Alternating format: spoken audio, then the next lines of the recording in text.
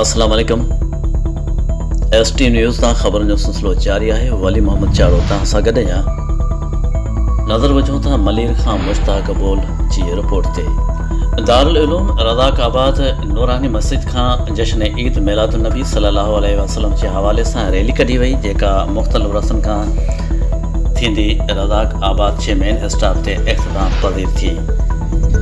Rally की क़ियादत मौलाना पीर बख्श नईमी कर रहे हो। रैली के खिताब कंदे मौलाना पीर बख्श नईमी चयो त नबी पाक सल्लल्लाहु अलैहि वसल्लम जिन जो जश्न विलादत पूरे अक़ीदत ऐं एहतराम सां मल्हायो वेंदो आहे।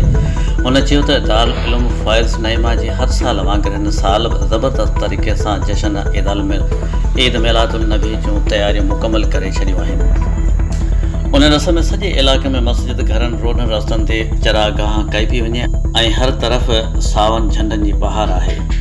हुन चयो त रसूलुल्लाह सल्लल्लाहु अलैहि वसल्लम जी ज़ात मुबारक जे अचण सां समूरा अंधेरा ख़तमु थी विया ऐं हर तरह नूर जूं तजलियूं बर्पा थी वियूं ऐं समूरा बातिल नज़रिया, कूड़, कुफ़र जा कोट पुर्ज़ा थी किरी पिया।